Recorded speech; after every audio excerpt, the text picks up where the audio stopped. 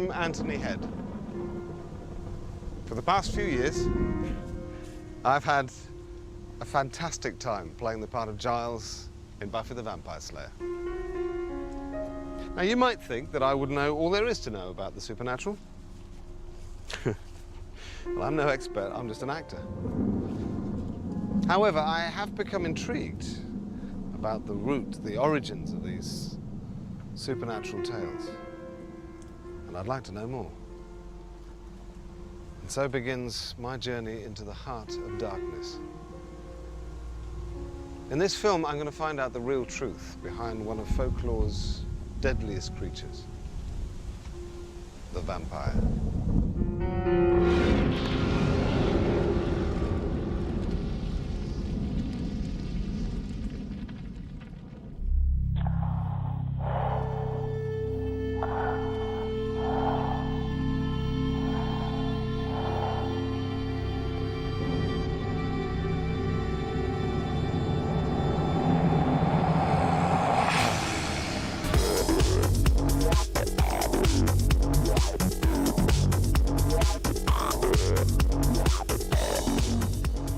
Gothic glamour. It's no wonder that vampires are so much a part of the popular imagination. Decadent, immoral sexuality. It's just a lot of fun. Halloween for grown-ups. Then I saw a news report from a journalist in Romania. It made me realize that there's more to the vampire story than just a bit of fun. In fact, it's really rather frightening. The people dug up a dead relative because they say he had turned into a vampire and was sucking their blood while they slept. For details of this really shocking story, we hear now from our local reporter in Craiova, Lucian Dindirica. Good evening, Lucian. Good evening, Magda, ladies and gentlemen. A few days after he was buried, Petre Toma, who died last year, aged 76, is said by his relatives to have turned into a vampire and came at night to suck their blood. The people say that they had become so weak they could hardly move, so they decided to dig him up. Together with some friends, the dead man's brother-in-law broke into the crypt armed with knives, chisels and sickles and broke into the coffin of Petre Toma. His hands were down by his body and there was blood all around the mouth. With a normal death, the heart dies. Blood can't keep flowing after 2 weeks, unless the person is a vampire. So he was dug up and they proceeded just like in the tales of vampires. We removed his heart, burned it at the crossroad, mixed the ashes in the water and drank it, the whole family. Neither the state prosecutors nor the police forensic team can express their horror at what they have seen.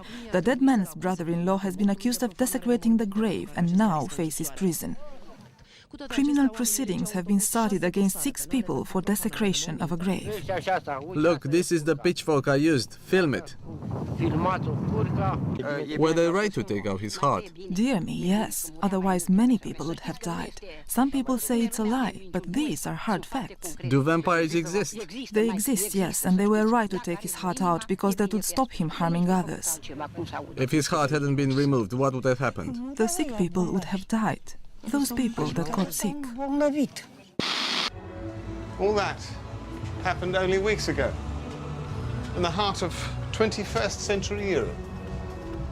Clearly, for many people, vampires are all around us. So where does this fierce belief of vampires come from? I'm going to find out.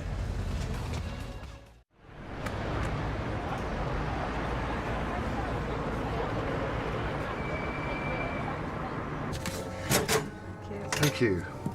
If you're anything like me, probably just about everything you know about vampires comes from the movies. Can I get some popcorn?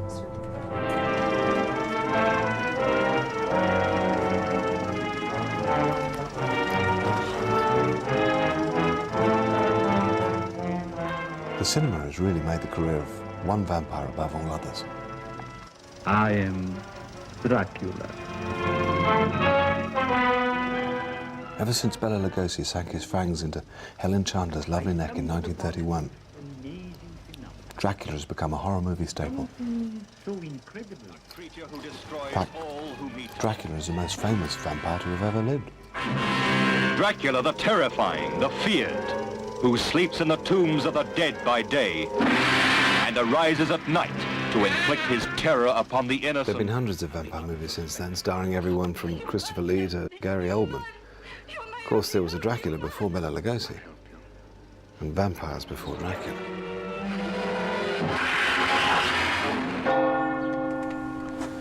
So if we want to go deeper into the Dracula story, apparently all roads lead here. It's the home of Dr. Tina Ruth, who's an expert in vampire fiction and a member of the Dracula Society. Dr. Tina Ruth. Yes, come in. How do you do? Thank you.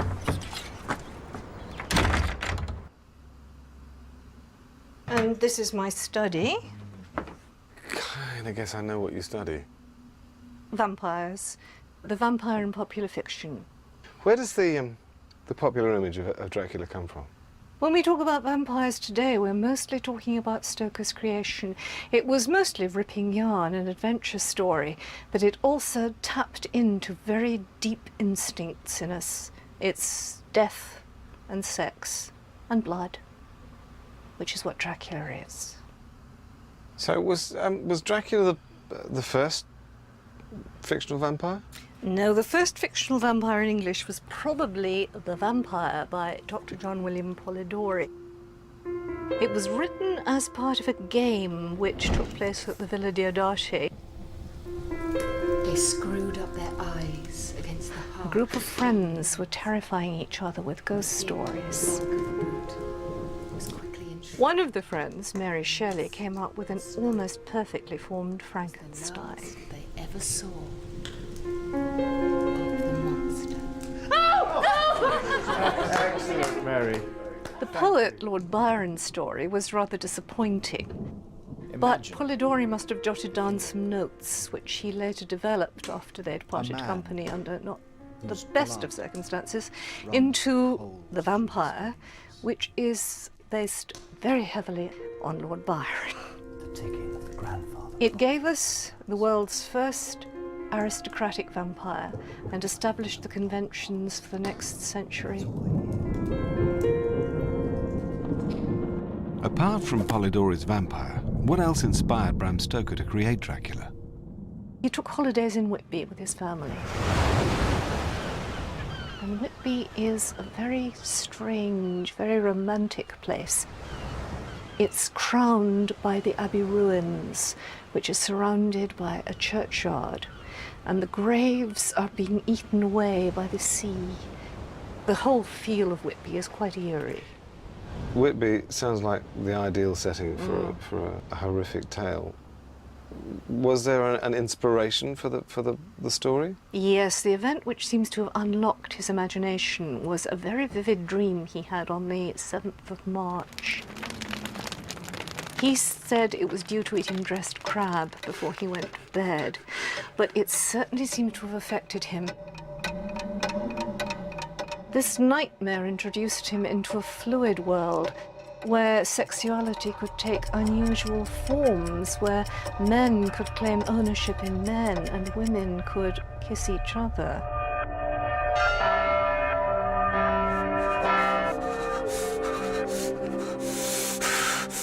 These girls. One tries to kiss him. Blood on lips and throat. In the dream world, he entered something beyond the repressive gender roles of Victorian society, and where everything was turned upside down, inside out, and could create a monster. The Count appears. Interferes. Rage and fury. Diabolical. This man belongs to me. I want him. No! It was a nightmare which could give birth to the monster that was Dracula. And what gave him the name Dracula? Ah, Now, he did some research in the British Museum and he came across an account of the principalities of Wallachia and Moldavia. And he found in that one a very interesting name. Vovod, also named Dracula. So, Dracula was a real person? His name was Vlad, and another nickname was Tepesh. Vlad Tepesh. So if the name of Dracula was based on a real person, was that person, Vlad Tepesh, a vampire? It's a question I need to find the answer to. Hopefully I'll find it in the Carpathian Mountains in Transylvania, the traditional home of the vampire.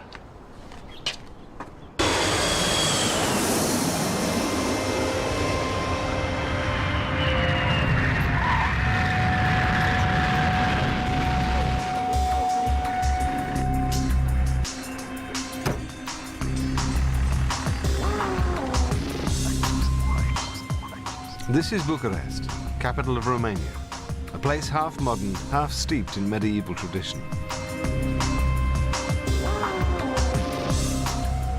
In my mind, no country in the world is more closely identified with a vampire, and I'm heading for the creature's heartland, Transylvania, I think. Are we here? No idea. I have no idea either.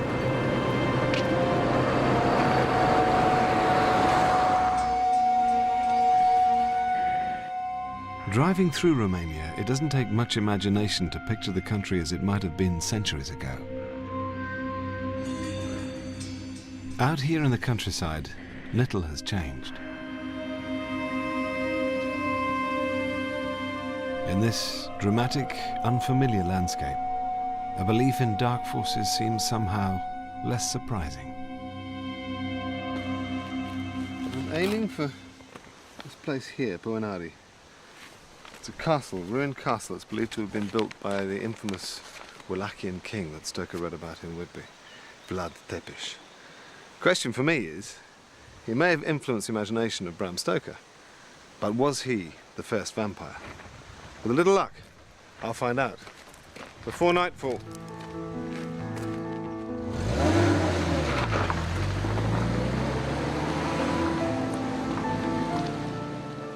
Now I'm here in these dramatic, brooding mountains. I'm finding that Stoker's story is coming to life in my hands.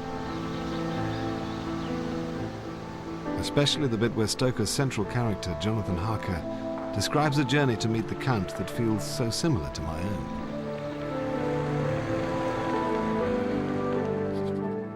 I had made search among the books and maps in the library regarding Transylvania.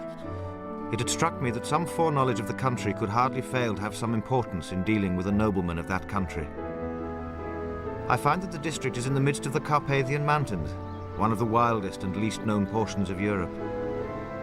I was not able to light on any map or work giving the exact locality of the Castle Dracula, as there are no maps of this country as yet to compare with our own Ordnance Survey maps.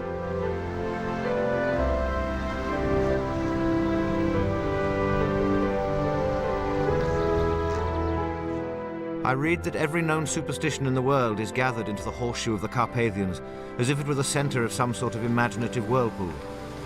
If so, my stay may be very interesting. I must ask the Count all about them.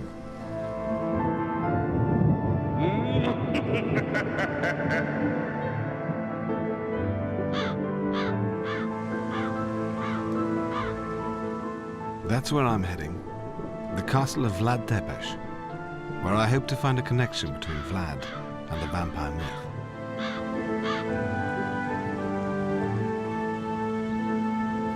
Yes, Anthony, you are actually redoing what Vlad did with Nicolae Paduraru is head of the Transylvanian Society of Dracula in Romania, and he's one of the world's foremost vampire experts. stones and bricks to repair the fortress up there. I want to know from Nicolae how Vlad came by his name. You know it by Vlad Tepesh? Tepesh? Tzapa means steak. This is the nickname given to him by the Turks. The Turks were terrified when they had to fight Vlad because Vlad would impale the prisoners. And for the Turk, impalement is not only a bloody torture, it's a humiliation because it turns a man into a woman. Can you tell me the process of impalement, how he tortured his victims and killed them? The victim is on the ground, flat, legs apart. The stake is also on the ground, fixed. With the stake kept firm, the body gets impaled slowly, and if you want that person to suffer, then you would conduct the advance of the stake through the body parts in a way to avoid the vital organs. After this is being done, the stake would therefore get up in the back here. It was, if you like, a lesson. Beware of me. I'm Vlad, the impaler. This is what is waiting for you. So Vlad wasn't a vampire? Well, he had many enemies, but none of them said that he ever drank blood or that he indulged in vampiric practices. So how do the names Bram Stoker and Vlad the Impaler connect? We know exactly. He read a booklet called An Account of the Principalities of Wallachia and Moldova, written by the British consul in Bucharest called William Wilkinson. And for short, it's half a page. In Wallachia ruled a prince called Dracula. Dracula had battles with the Turks and lost. He was replaced by his younger brother. In Romanian, Dracula means devil. This is the famous sentence which made Stoker said, I'll take the word Dracula for my vampire count. So Vlad wasn't a vampire, it was just a concoction of the Stokers? Bram Stoker did two things. Did a great service to the Romanian tourism and did a great disservice to the Romanian history at the same time, because everyone confuses the historical Dracula with the vampire count. But one is a historical category, the other is a supernatural category, and you cannot just confuse them. History and supernatural are two different things. History and the supernatural are two different things. It's best I keep reminding myself of that. There's an atmosphere here. I can almost imagine it all taking place right here, 6 centuries ago. These mountain slopes, a forest not of trees, but of impaled men.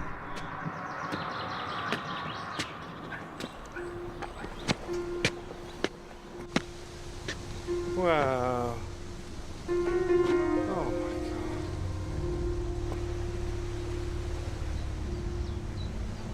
God. Castle Dracula at last. It's a staggering location.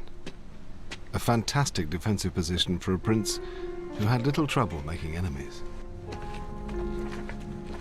If these walls could talk, what horror they've witnessed.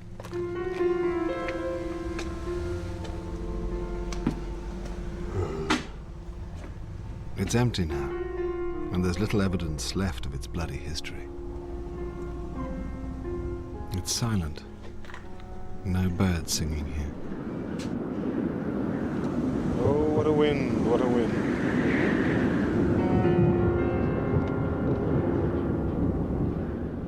So this is the home of the man of many names.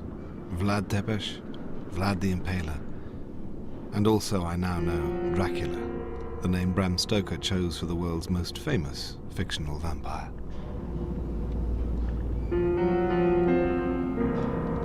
That's one element of the story uncovered. But there must be more, because however cruel and sadistic Vlad may have been, he never rose from the dead or drank his victims' blood.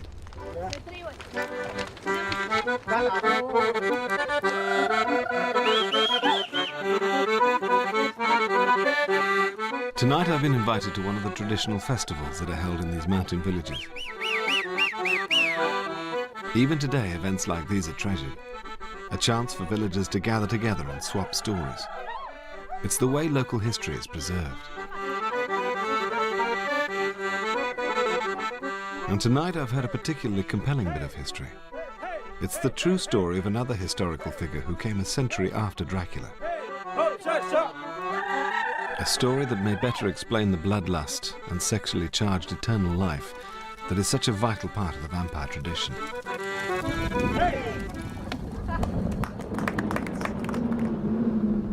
It's the story of a noblewoman born into a powerful dynasty who ruled an area across the mountains from here. Her life story is so gruesome that she's remembered simply as the Blood Countess.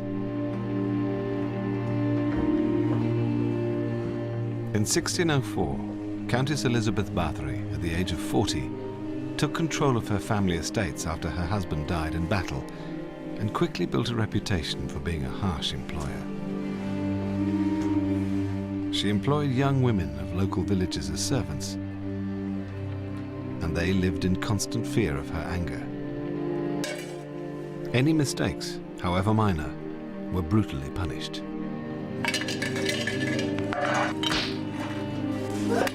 But punishment turned to ritual killing when one night Bathory's assault drew blood. The sight of her maidservant's blood produced in her a macabre conviction that the blood of virgins would rejuvenate her fading beauty.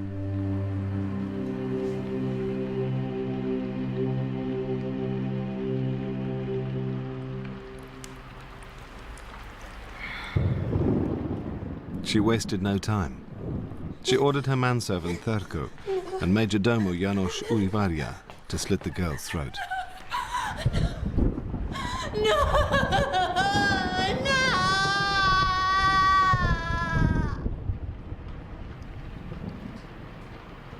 For the first time, Bathory felt the warmth of a virgin's blood on her face, and she was instantly hooked.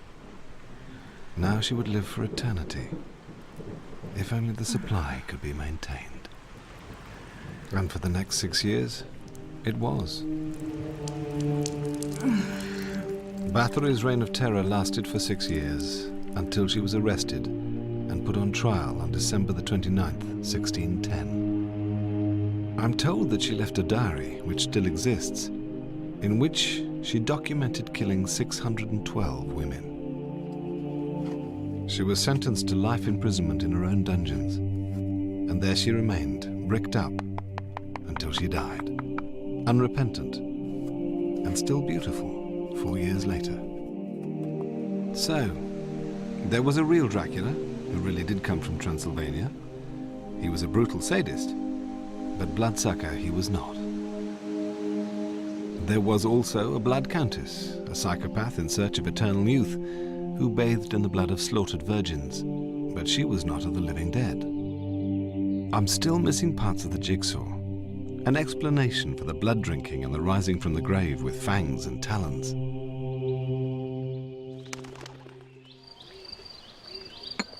Just listen to this. It's from Dracula. Van Helsing, the vampire hunter, is explaining how vampires tick. The Nosferatu do not die like the bee when he stings once. He is only stronger, and being stronger have yet more power to work evil. The Nosferatu? So I turn to my trusty Encyclopedia of the Undead. No self-respecting vampire hunter is without one of these. Nosferatu is a modern word derived from the Greek nosophoros, a plague carrier. So could this be a clue? Could vampires be connected to the plagues that periodically swept across medieval Europe? I feel that the secrets of the vampire are about to be revealed. I've returned to Bucharest.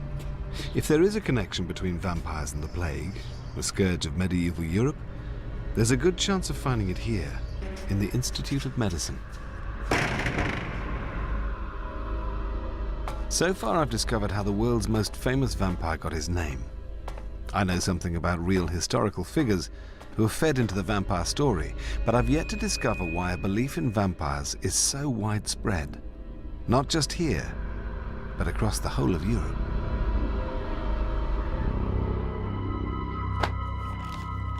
These documents are English translations of an original account of a vampire slaying, and they begin with the plague. Dating from 1738, it's been written by an official of the Austro-Hungarian Empire, and is apparently the first ever mention of the actual word, vampire. This report created such a stir that every court in Europe demanded a copy. It tells the story of a Serbian peasant called Peter Plogojevich, who died in 1725. Report by the Imperial Provisor, Gradisk district. A subject in the village of Koslova by the name of Peter Plogojevich was ailing and grew mortally sick of the plague. 10 weeks later, 9 further people, young and old, died. But before they did so, they claimed that the aforementioned Peter Plogojevich had risen from his grave and come to them in their sleep and drawn the life from them in order to regain his own.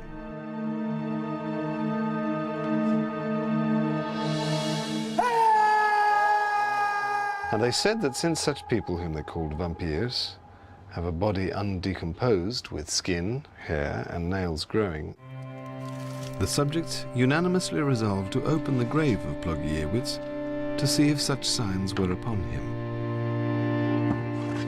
Since I could not hold such people from the resolution they had made, either with good words or threats, I agreed to view the exhumation.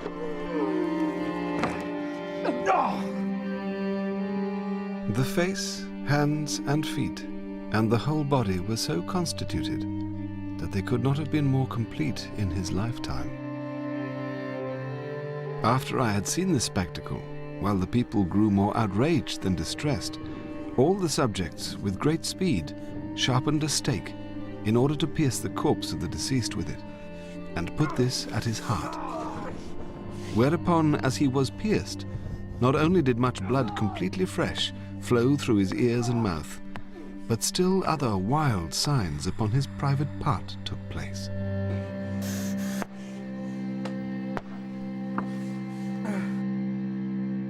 Nosferatu, the plague carrier, is destroyed.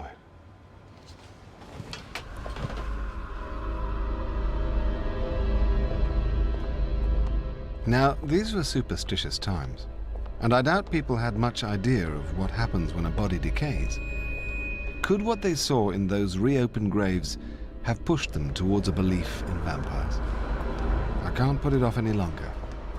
I'm going to have to see for myself exactly what happens when a body decays, and see just how much substance there is in my theory that the image of vampires comes from a very human horror of decomposing bodies.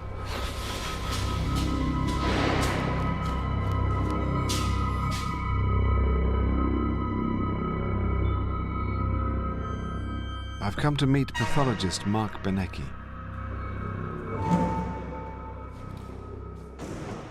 Have you seen a dead body before? No. No.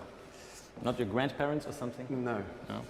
All right. Usually they pack them here because sometimes there are liquids leaking out or something, but this is not the case. Nice. They're not looking too bad here, so they're relatively fresh. Jesus. When you put a person in a grave, like this person, and you know this person is a few days old maybe, and then you take it out of the grave. It's relatively cold down there in the soil maybe, and then you dig it up and open the grave, and then it looks as if it was not much decomposed because everything is in its place. You know, the arm is there, the breasts are there, the head is there, nothing is falling off like in a monster movie or in a horror movie or a zombie movie. How old is this? Maybe just a few days.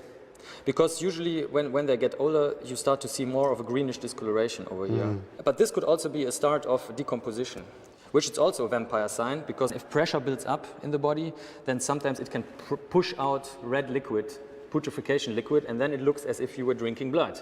You know, Putrefaction liquid? Yeah, it can be reddish. I mean, there is blood inside the putrefaction liquid, but also other things.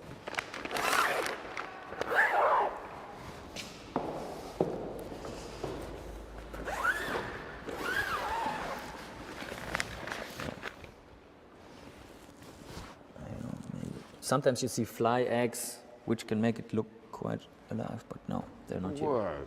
Yeah, you got a whiff again or what? No, just the thought of fly eggs behind, you know, lodging behind the ears is a jolly thought. Yeah, well, you know, it happens to us all, so it makes us all the same. I think that was probably my problem.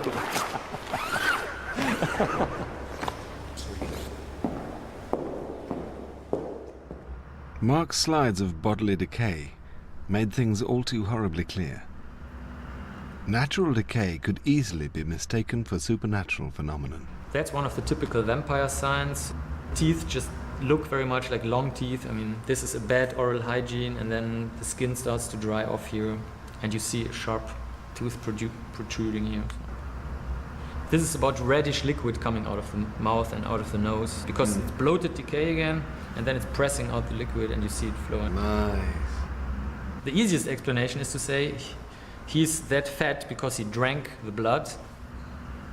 When it comes to superstition, you observe the right things, but you just interpret them wrongly because you already have a mindset. In this case, it's maybe too powerful. The superstition is too powerful, and you don't just see the rational anymore.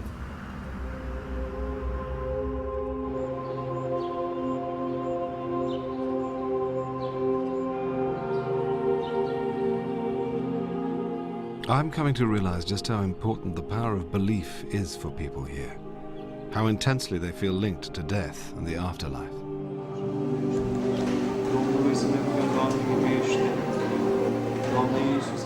Death and decay must be explained somehow. It's a very human need.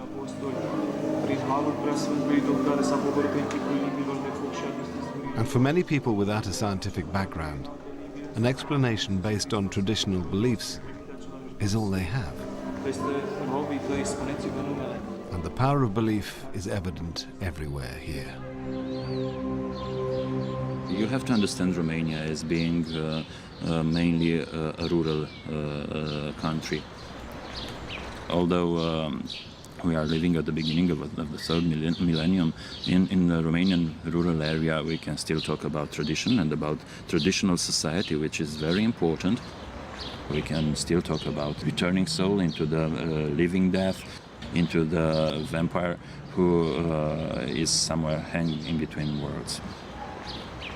Once you believe in the soul and in the presence of the soul into the house and into the family, into the community, of course you believe in some sort of physical manifestation of this soul whenever it is not satisfied. The thing about everything I've learned is, well, merci. A lot can be explained by history, by the culture of a place, by science.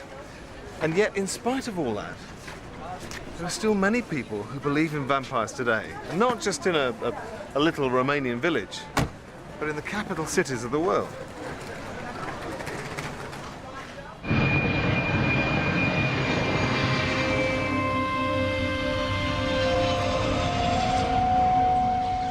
You wouldn't expect a modern busy city like London to be big on vampires, but you'd be wrong. Between 1967 and 1984, Highgate Cemetery was the center of a vampire epidemic. This is the original film footage from 1970 that first reported these attacks.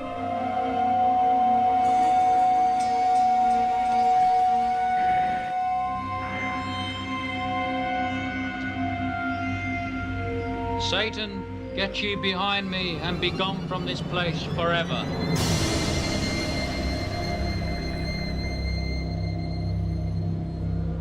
I am the Right Reverend Sean Manchester, Bishop of Glastonbury and Autocephalous, or Catholic jurisdiction, and Primate for Ecclesia Apostolica Jesu Christi. I speak on behalf of traditional Christians everywhere. I absolutely believe in the existence of vampires. There's no question or doubt in my mind. It's part of my theology, because if I'm to believe in angels, I must believe in fallen angels, and these are called demons. And if I believe in the supernatural, and I do, and if I believe in what the Bible teaches, which I do, then to believe in vampires is just a small part of that. In 1969, Bishop Manchester discovered startling evidence of vampire attacks in Highgate Cemetery. As far as we know, it has only physically attacked one male person who has passed by the gate, but there are others who amply attest to have been visited by it in their beds at night. One of these victims was Elizabeth Vodewa. Yourself? Myself and a girlfriend.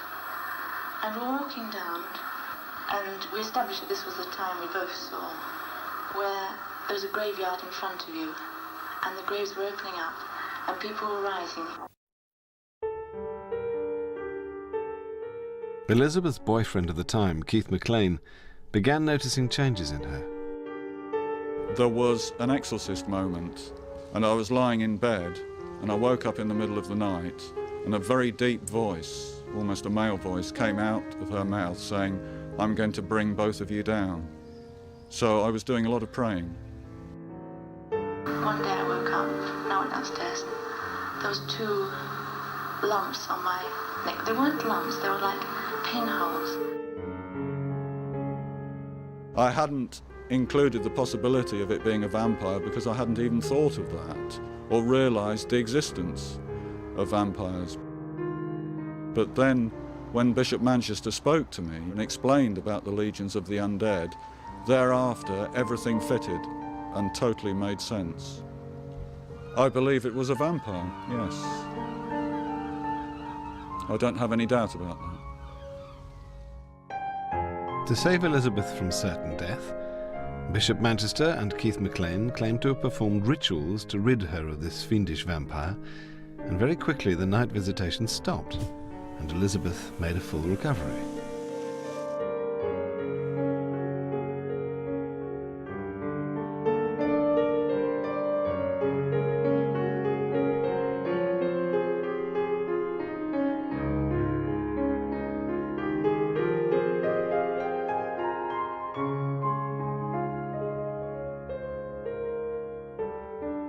The hunt was now on for the resting place of the Highgate vampire.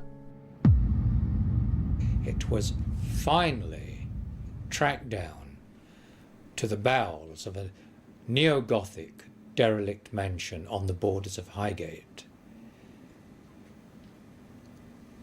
where, after much drama, we dragged the contents of the casket out to the rear of the garden and cremated all therein.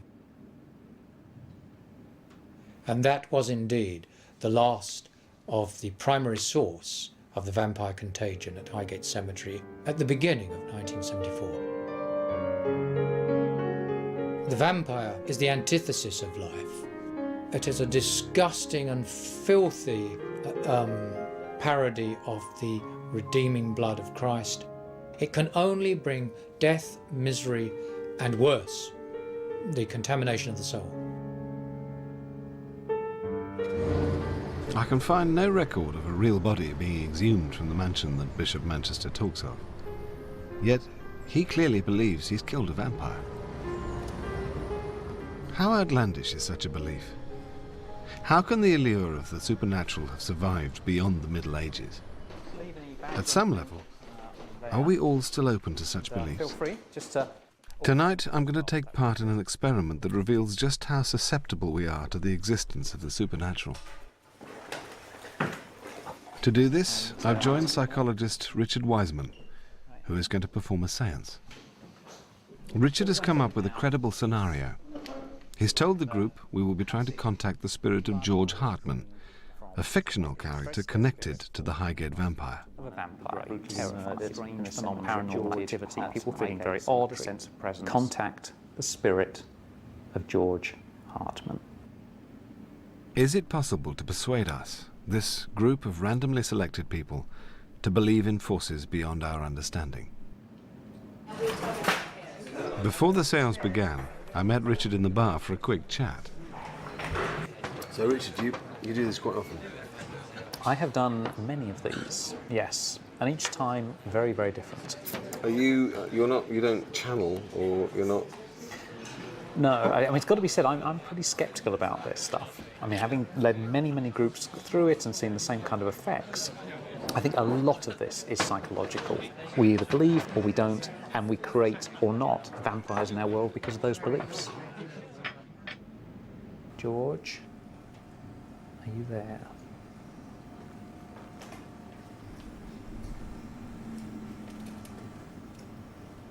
We're looking for a yes or indeed a no. We're looking to ask George whether he's there. We're looking for a yes or a no. We're looking for a movement to that answer. And then the glass coming to rest. Have the beliefs of this group been challenged? I'm not sure what I think at all. It's not uncomfortable. I mean, I didn't think that was going to move, to be honest. At the beginning, I didn't think that. So you're surprised when it did? Yeah. I like having answers to things, and there's no conclusive answer. No one can say how that happened. Just then, I don't think anyone can explain what happened. So.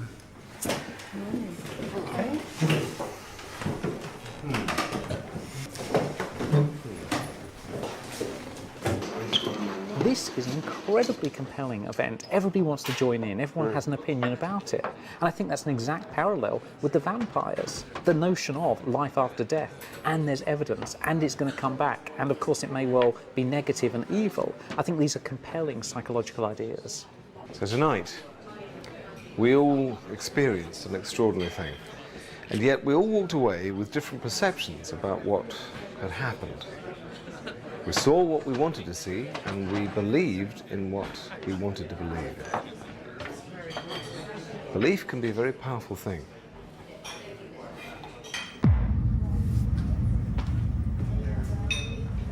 Which brings me back to the story that began my journey, and the desecration of a grave that shocked the world. And to get to the bottom of that extraordinary event, I shall need to go back to Romania, to a small village where a group of peasants one moonlit night descended on a graveyard, armed with pitchforks and the belief that they needed to rid themselves of a vampire.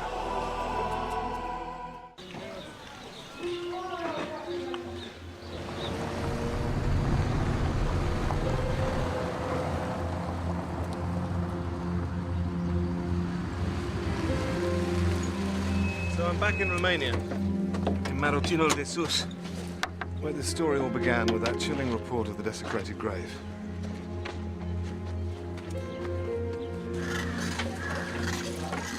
Marotinul is like many villages in Romania, living in the 21st century, but steeped in ancient beliefs that for many are still all too real.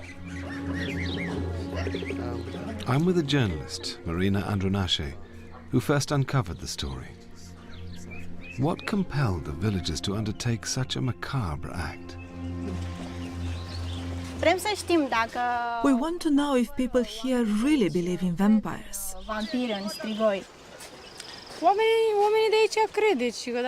People here believe in it, otherwise they wouldn't always talk about them. Do you have any people in your family who did such things? I have heard the elders talking about real vampires, but there haven't been cases in my family. And this is the cemetery where it all happened. It seems peaceful enough now, but only a few months ago the picture was very different.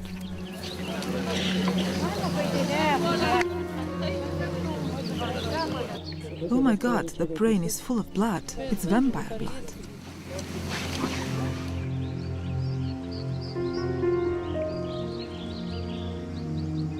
Do you believe in such things, vampires? Of course. Really? Yeah.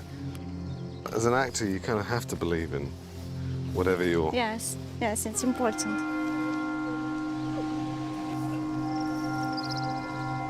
And this is the grave? Yes, this is a grave. This is the place where the relatives of the dead man came in the middle of the night to practice, to perform. With Marina's help, I've gained an exclusive interview with the daughter of the suspected vampire. She won't talk directly on camera for fear of reprisals. It's awful what they have done. I have never seen anything like this. Never in my life. Look, this is the pitchfork I used. Film it. They took him out of the coffin and cut him up from here to here. His hands were down by his body and there was blood all around the mouth.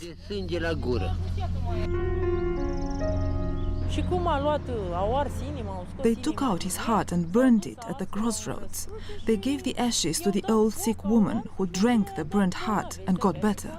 But we'll have to see. My father was never a vampire and never will be. How do the villagers feel about all of this now? When I ask them if they will do again this kind of ritual, they answered very definitely? Definitely, yes.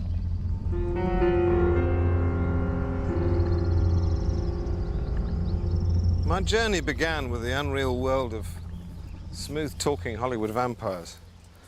It's ended here with this horror story. A story that's all too real, of what happens when our darkest fears and fantasies are unleashed. As ever, the real world is a lot scarier than the world of fiction.